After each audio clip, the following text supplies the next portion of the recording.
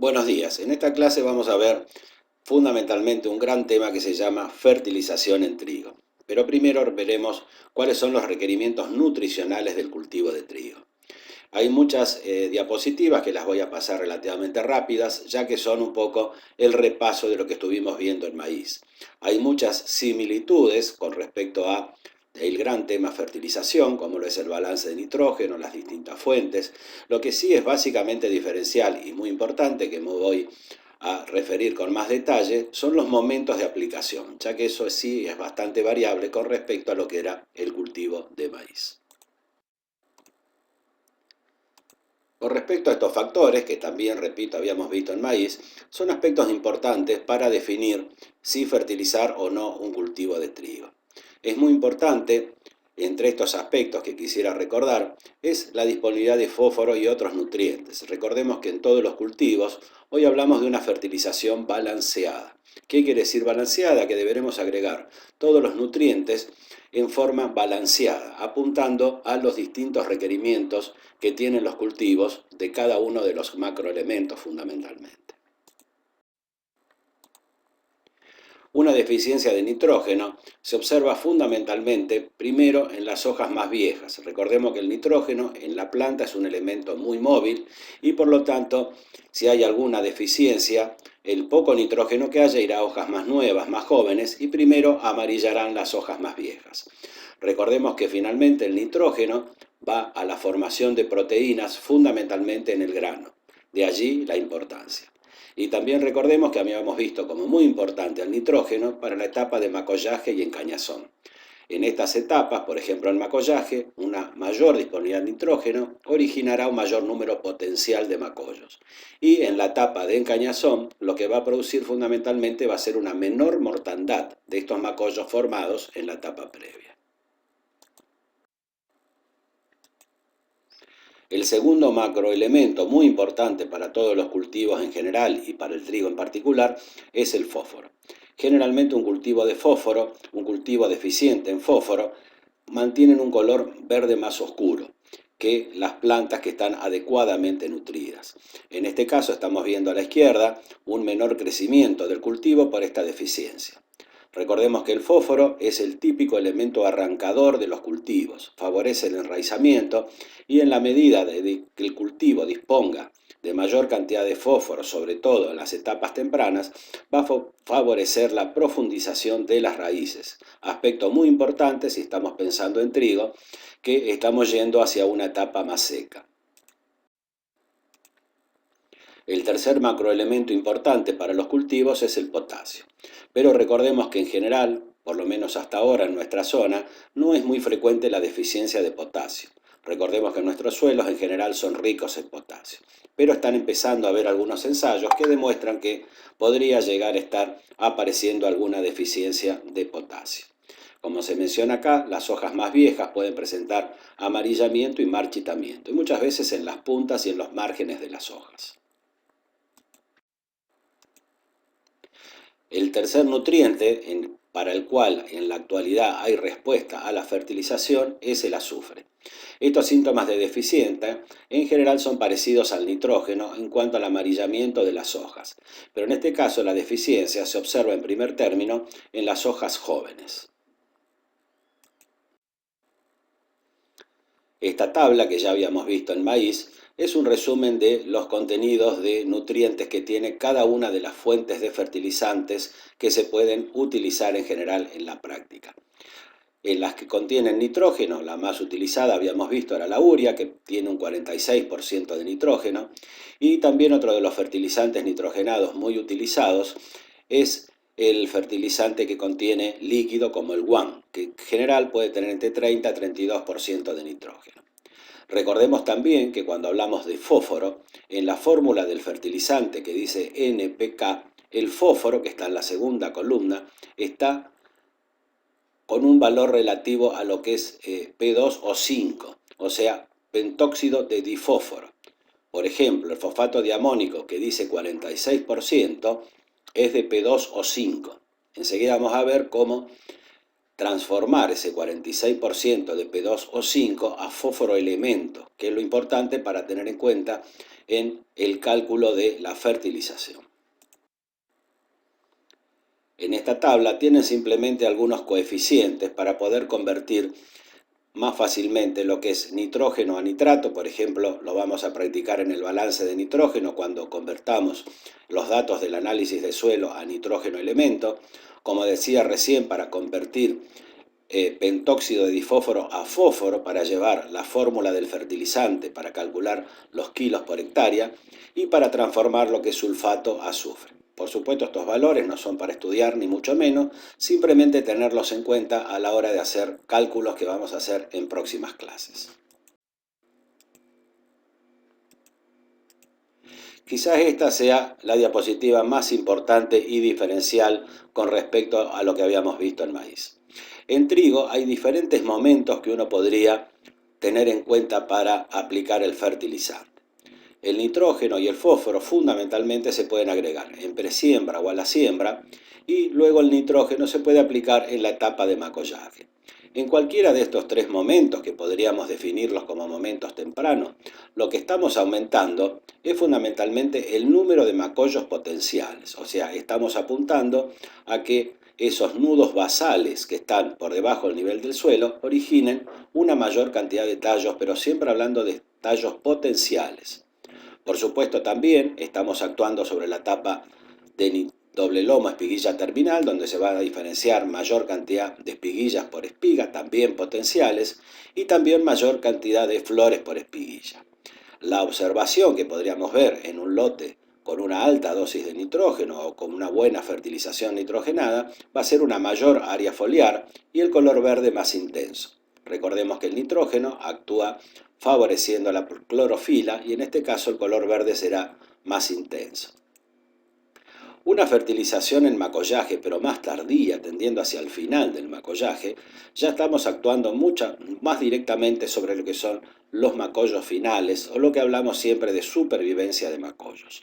También, si estamos justo ahí entre doble lomo y espiguilla terminal, sobre espiguillas por espiga potenciales y mayor número de flores por cada una de esas espiguillas. Si estamos en una última etapa aplicando más dentro del periodo crítico, o sea, a partir de hoja bandera, podría ser espigazón, en este momento ya prácticamente están definidos casi todos los componentes de rendimiento, los componentes numéricos de rendimiento. Esta aplicación, utilizada muchas veces en trigo para producir un trigo de alta calidad, apunta fundamentalmente a tener mayor porcentaje de proteínas y aumentar fundamentalmente algo lo que es el peso de los granos. Recordemos que en este momento ya el cultivo está muy avanzado y la única forma de hacer estas aplicaciones es haciendo aplicaciones foliares al sistema foliar de la planta. Finalmente, entonces, todo lo que apliquemos a partir de hoja bandera actúa sobre peso de grano y calidad, y todo lo que mencionamos al principio a través de mayor número de macollos, mayor número de espiguillas o mayor número de flores por espiguilla son los componentes de rendimiento que apuntaban fundamentalmente a lo que era el número de granos. En esta diapositiva estamos viendo la diferencia entre lo que llamamos un lote testigo, o sea, no fertilizado, con baja disponibilidad de nitrógeno, y la gran diferencia es un cultivo con alta dosis de nitrógeno. Lo que estamos viendo en este momento que es una mayor área foliar, o sea, un cultivo más folioso y un color verde más intenso.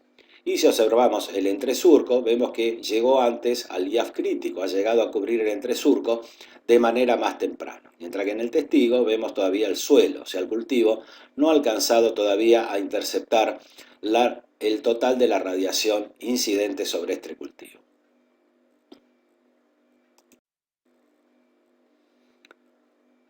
Esta tabla, que habíamos visto una similar para maíz, es muy importante ya que ejemplifica cuáles son los requerimientos nutricionales del cultivo.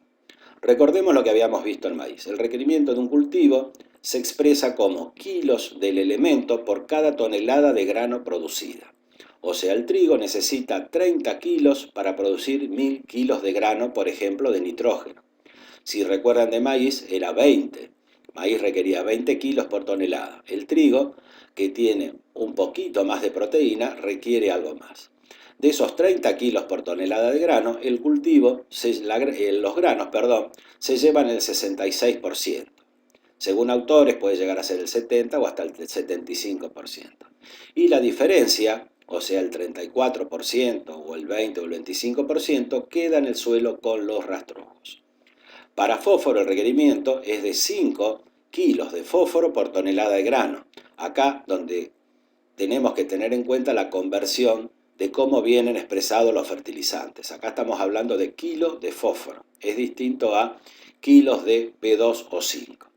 De la misma manera tienen todos los otros elementos. En nuestro caso el azufre, fíjense que es 4,5 el requerimiento para producir 1000 kilos de grano. La gran diferencia que tiene el azufre con los otros nutrientes como nitrógeno, fósforo y potasio, que su índice de cosecha es del 25%. O sea, una gran cantidad del azufre que absorbe el cultivo vuelve al suelo con los rastrojos. Recordemos un aspecto muy importante. El nitrógeno es muy importante para producir más macollos, para producir más espiguillas, más flores, o sea, para producir un mayor rendimiento en kilos por hectárea. Pero finalmente ese nitrógeno es traslocado hacia los granos para producir mayor cantidad de proteínas. Entonces está muy relacionado lo que es cantidad con calidad, rendimiento con cantidad de proteínas en grano. Entonces, ese requerimiento que vimos como algo general de 30 kilos por tonelada de grano, podríamos mencionar que para la base de comercialización del 11% de proteína que tiene en nuestro país el trigo, en realidad el requerimiento sería de alrededor de 25 kilos por tonelada de grano. Por eso en trigo en general hablamos de entre 25 y 30 kilos de requerimiento de nitrógeno por tonelada de grano. Si queremos aumentar el porcentaje de proteínas, o sea, aumentar la calidad de esos granos, por ejemplo, como estamos viendo acá, para un porcentaje de proteínas del 30% y un rendimiento de 5.000 kilos, ahí ya tenemos que ir a esos 30 kilos por tonelada de grano. Recordemos esta diapositiva que ya habíamos visto en maíz, pero a manera de repaso podríamos recordar que la urea es un fertilizante sólido muy utilizado en el país, si bien es muy económico y tiene alto porcentaje de nitrógeno, tiene que pasar por el famoso NH3, que es amoníaco, que es un gas que se puede perder al ambiente. O sea, la urea es pasible de perderse por volatilización. Si estamos agregando un fertilizante no muy usado en la actualidad, que es el nitrógeno 82 o amoníaco anhidro, es directamente el gas amoníaco, o sea, tenemos una alta chance de perder ese nitrógeno por volatilización al ambiente. Un fertilizante también usado como nitrogenado es el nitrato de amonio. Este nitrato de amonio tiene la gran ventaja de tener la mitad de su nitrógeno en forma de amonio, o sea que tiene que mineralizarse en el suelo para estar disponible para el cultivo, y la otra mitad en forma de nitrato, que está rápidamente disponible para el cultivo. Y finalmente, un fertilizante líquido muy utilizado en la actualidad, como el guam, en realidad es una mezcla de urea y nitrato de amonio. El 50% está como urea, que también podría llegar a perderse por volatilización al ambiente, y el otro 50% es nitrato de amonio, o sea, comparte las ventajas que mencionábamos recién para el nitrato de amonio.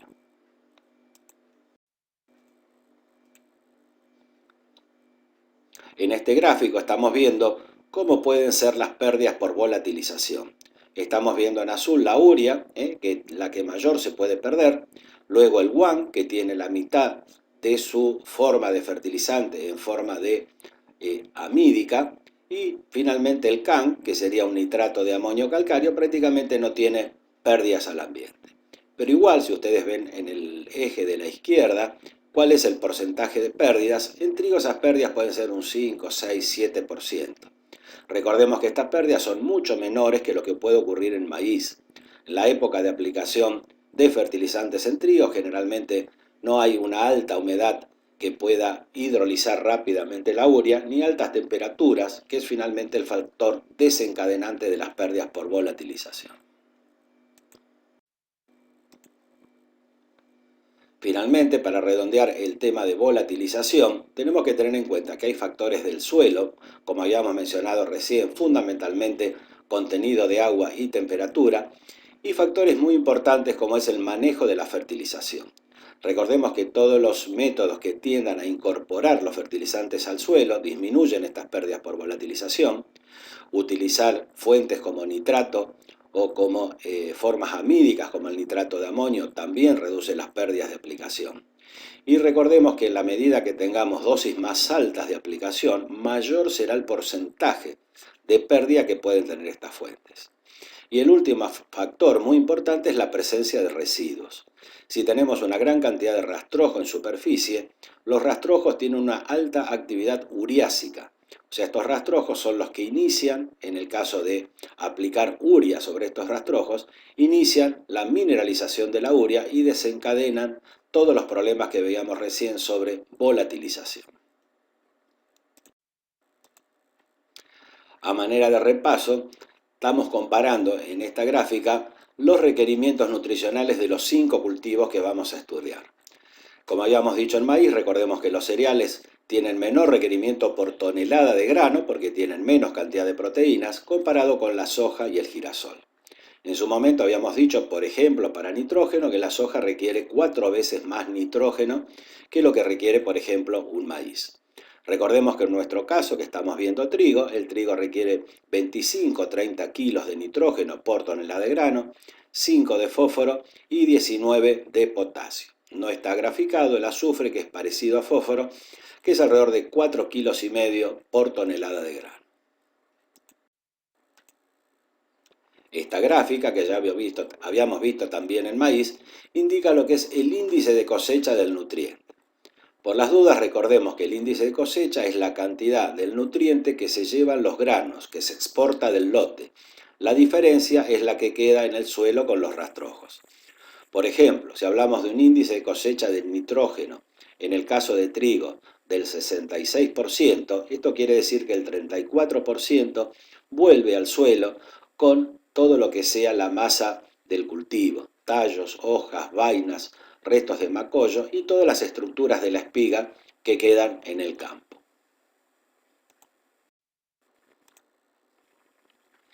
En esta gráfica, que habíamos visto algo similar para el caso de maíz, representa lo que es la ley de los rendimientos decrecientes o de los incrementos decrecientes. Recordemos que habíamos visto en maíz, las primeras dosis que uno aplica, en este caso de 0 a 25, son muy eficientes, el rendimiento aumenta de manera marcada. Al duplicar, por ejemplo, la dosis, pasamos de 25 a 50, los kilos que me está aumentando el rendimiento van a ser menores. Y en la medida que apliquemos altas dosis de nitrógeno, recordemos que los rendimientos van aumentando de manera menor, o sea, por cada incremento de 25 kilos de nitrógeno, el rendimiento aumenta en una menor proporción. Pero en ese caso, cuando estamos disminuyendo el incremento de rendimiento por esta ley de los rendimientos decrecientes, recordemos que en el trigo es importante porque ahí es donde ese nitrógeno excedente va a formar un mayor porcentaje de proteínas en grano, que para el trigo es un aspecto muy importante para la rentabilidad del cultivo. En esta diapositiva, simplemente para tener una idea, al comparar datos de un análisis de suelo, de qué cantidad de materia orgánica, nitrógeno total o nitrato tenemos. Y si esa disponibilidad son valores muy bajos, los cuales me llevarían a tratar de agregar una mayor dosis de fertilizante, o valores más altos y adecuados, donde podría aplicar una menor cantidad de cada uno de los nutrientes. Por las dudas, no son para estudiar ni mucho menos, pero sí tener a mano esta tablita cuando hagamos, por ejemplo, ahora el balance de nitrógeno y ver en un ejemplo cómo es el estado nutricional de mi suelo para decidir la fertilización. Recordemos que el balance de nitrógeno es un método muy importante para conceptualmente poder decidir la dosis de fertilización. En general hoy, salvo en lotes de alta fertilidad, que no son muy comunes en nuestra región pampeana, prácticamente no se discute la fertilización de un cultivo de trigo como tampoco uno de maíz. Lo que sí es muy importante es tratar de definir la dosis de nitrógeno que vamos a aplicar. Yo les había mandado en maíz una bibliografía explicando cómo es el método del balance de nitrógeno. Por eso voy a ir directamente a la fórmula final para ver cómo tener en cuenta todos estos parámetros para definir una dosis. Esta diapositiva continuamos despejando los términos de la fórmula para llegar en la próxima a lo que es la diapositiva final. Esta es la fórmula finalmente importante para recordar, que sin ver toda la otra introducción la podríamos resumir de la siguiente manera. NF, que es la dosis de nitrógeno que yo voy a aplicar en mi lote, es igual a NP, que es el requerimiento que lo logramos a través de las tablas, que es el requerimiento del cultivo, de acuerdo a qué rendimiento objetivo quiero llegar, y ese nitrógeno total que requiere el cultivo, le tengo que restar qué cantidad se va a mineralizar en ese lote y qué cantidad tengo de nitrógeno inicialmente.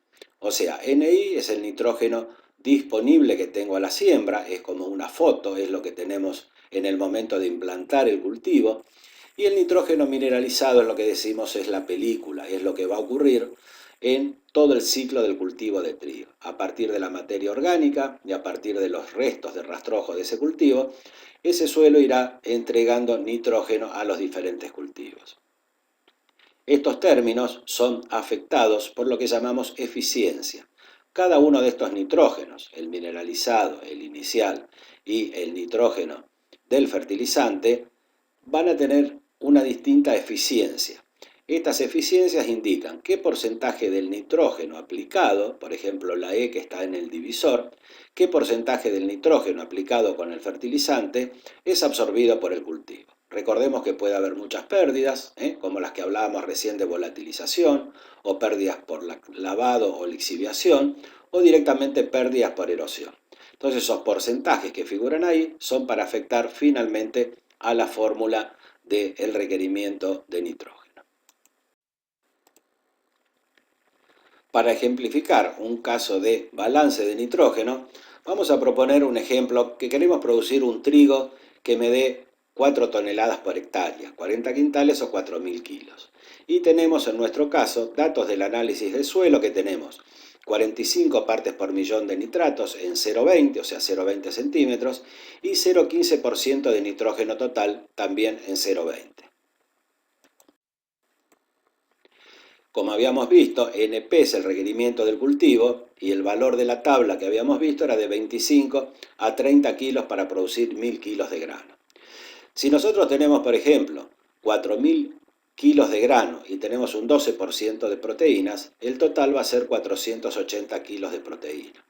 Convirtiendo esa proteína, no importa, por un factor 6,25, 16%, tenemos que esa proteína tiene el 76,8 kilos de nitrógeno. Si convertimos esos valores de nitrógeno por el 70% que habíamos visto, que era más o menos el índice de cosecha de nitrógeno, vemos que mi requerimiento final será de 110 kilos de nitrógeno para producir 4 toneladas de grano. Eso es el requerimiento total. Ahora a continuación vamos a ver distintas formas para obtener el nitrógeno inicial, el mineralizado, para restarlo a esos 110 kilos totales que necesitamos para producir los 40 quintales. No es importante que recuerden todo esto, pero simplemente saber que a partir de un análisis de suelo podemos calcular cuántos kilos de nitrógeno tenemos para nutrir a nuestro cultivo en nuestra hectárea. Repito, no es importante que recuerden todo esto, pero en nuestro ejemplo estamos viendo que se requieren 24 kilos, 24 kilos como nitrógeno inicial.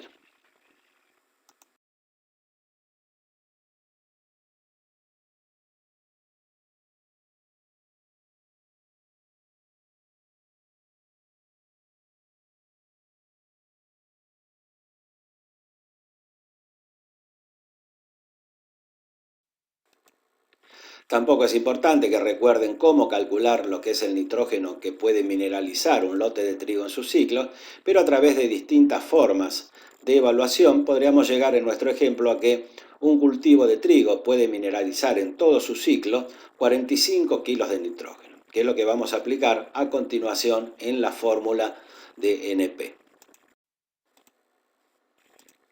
Finalmente, entonces, habíamos calculado que para producir 40 quintales por hectárea necesitábamos un NP de 110, habíamos calculado 45 kilos de nitrógeno por hectárea que se pueden llegar a mineralizar, y de acuerdo al análisis de suelo que teníamos 24 kilos de nitrógeno en el suelo. Multiplicando cada uno de ellos por su eficiencia, en nuestro ejemplo 0,8, o sea el 80% para el mineralizado, 70% para el inicial y 70% para el del fertilizante, llegamos a la conclusión final de que necesitamos 81,7 kilos de nitrógeno por hectárea. Esa sería la dosis a aplicar en mi cultivo. Si lo queremos aplicar como urea, recordemos que la urea tiene 46%, o sea, 46 kilos de nitrógeno por cada 100 kilos, y si tenemos que aplicar 81, finalmente el resultado sería que tenemos que aplicar 177 kilos de urea por hectárea para satisfacer esa necesidad del cultivo de 81,7 kilos de nitrógeno.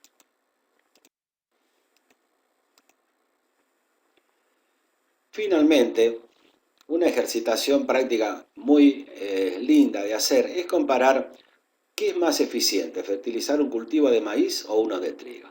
Recordemos alguna cosa, empezamos a la izquierda con que el trigo tiene un requerimiento, decíamos recién, de 25 kilos por tonelada. O sea, cuando yo decido una fertilización, tengo que aplicar 25 kilos de nitrógeno para que me produzca 1000 kilos de grano. Si uno hace, siempre estamos relacionando kilo N con kilo de grano, de trigo o de maíz en el siguiente ejemplo. Si uno hiciera la inversa de esto, de 25 kilos para una tonelada, podríamos decir que toca aplicar 1 kilo de nitrógeno para producir 40 kilos de grano de trigo. Y finalmente el trigo vemos que tiene una eficiencia de 10 kilos de grano por cada kilo de nitrógeno aplicado. O sea que la media de utilización de la fertilización en trigo es del 25%. El mismo cálculo para maíz, que decíamos que teníamos 20 kilo N por tonelada de grano, sería 1 kilo de nitrógeno para producir 50 kilos, me da una eficiencia de 25. 25 kilos de grano por kilo de nitrógeno me da una media de utilización de la eficiencia del 50%. ¿Qué quiere decir eso? Que todo lo que yo agrego a fertilizante en trigo normalmente es solamente un 25% lo que absorbe el cultivo y aumenta el rendimiento. Y en el caso de maíz es alrededor de un 50%. Estos son valores didácticos y redondeando. ¿Por qué esta diferencia entre trigo y maíz y por qué parecería acá tan baja la media de utilización del fertilizante? Recordemos aspectos importantes que ya habíamos mencionado. Primero, puede haber pérdidas por volatilización del amoníaco. Puede haber pérdidas por lavado o lixiviación y pérdidas por erosión o escurrimiento superficial. Eso, por supuesto, puede ser importante tanto para trigo o para maíz. Y en la comparación de trigo y maíz, recordemos lo que es la eficiencia fisiológica de la especie. El maíz, recordemos que así como era un cultivo más eficiente para la fotosíntesis, también es más eficiente para convertir nitrógeno en grano. El cultivo de maíz, por ser un cultivo de verano, normalmente tiene mayor disponibilidad de agua, por lo tanto va a poder convertir más cantidad de grano.